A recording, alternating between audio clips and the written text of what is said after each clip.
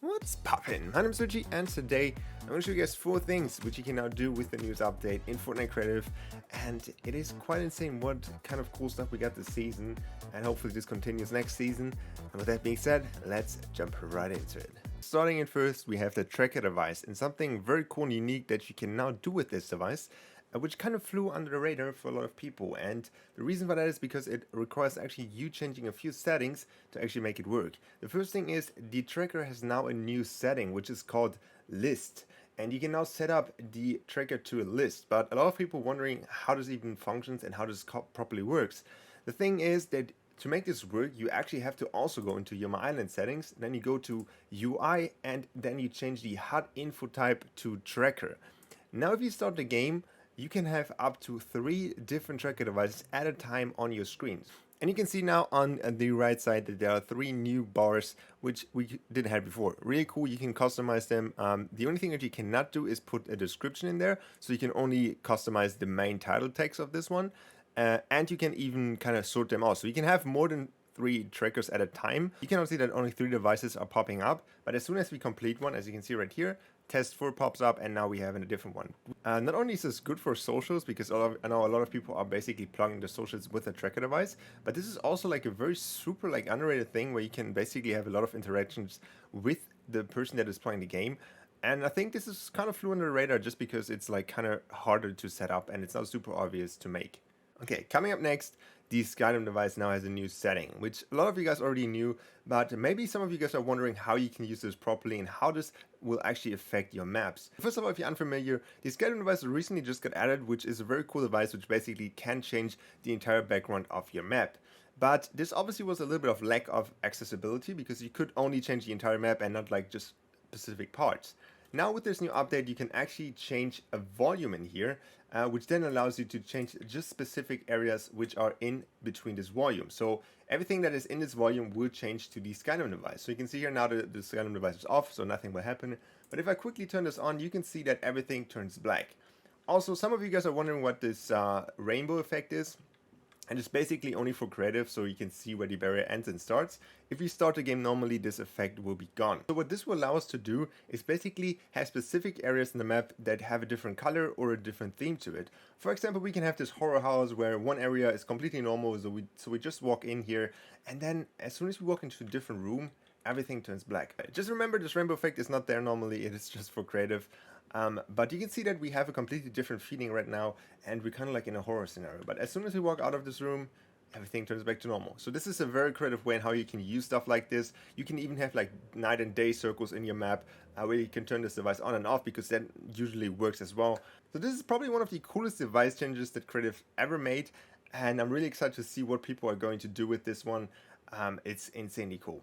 Coming up next, I have a cool trick with a new timer device. But first of all, a lot of people ask me why there is a new timer device and will one of the old timer devices get removed? And the answer is actually yes. The trap-based timer device, as I could read from the patch notes, will get removed in further updates. So if you have a map with this device, I know especially a lot of edit maps and building maps have this device to track the time. This device will actually get removed. It will probably not get removed from your map, it will probably stay there, but you cannot use it anymore. So if you want to build something in the future, try to use this one, because this one will obviously be the new supported one. As far as I know, the objective time device will not get removed, because they're also quite different in itself. So this device is a little bit more for individual plays and for individual players, and this one is more like a timed objective device, which is actually not meant to be as a timer. It is more meant to be as an objective than a timer.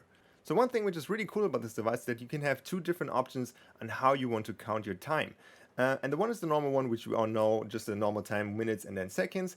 Or you can just have seconds, which is just single digit going up. So instead of just using this device as a timer, you can actually also use this device as a scoreboard.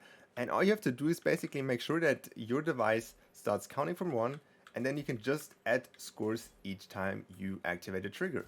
And this is super simple to set up, as you can see. So whenever I step on this trigger device, this is going to count 1. So you can even use that as a score device, which is really cool. And to set this up is also super simple. All you have to do is basically make sure that you start the game and then stop the game again, so you can have like basically just one up, and then you just repeat that with the resume and the pause. So basically you resume the game, then pause it immediately, and then you can continue with that. Super simple setup, and definitely something you should look into if you want to kind of spice up your game and want to not only use the same kind of old devices all the time again. Last but not least, there's a cool secret which Epic put into the game, and I'm not sure if they meant to put it into the game, because you can basically now infinitely scale up the dance mannequin device. So if you can see here, if we put our scale, you can see that I can scale basically forever with this device and put it up very, very large and have it basically cover the entirety of the map. So it is kind of insane how big you can make this device. I'm not sure if that is meant to be, so we're gonna stop here. This is still enough. You can see that this device is a little bit bigger than it should be, and I can still scale this up quite large. So I'm not sure if that is meant to be in the game, but it's really cool. You can scale it up super high. There is a limit to it, but it is very big. So I'm not sure if anybody will ever use the highest scale of that for any map, because it's basically covering the entirety of the whole scale here. And the one thing which makes me believe that this is not supposed to be in the game is because you cannot scale this device super tiny. So you can see you can scale it only up to here, but you can scale it basically very large. So you can still see that I can still scale this up.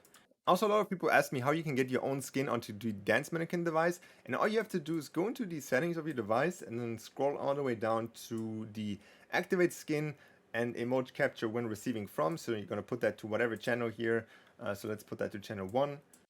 Now you can see if I run over my trigger device here, you can see it turns into my skin, and you can even start emoting with the same skin. So really cool, and definitely something that is very interesting to know.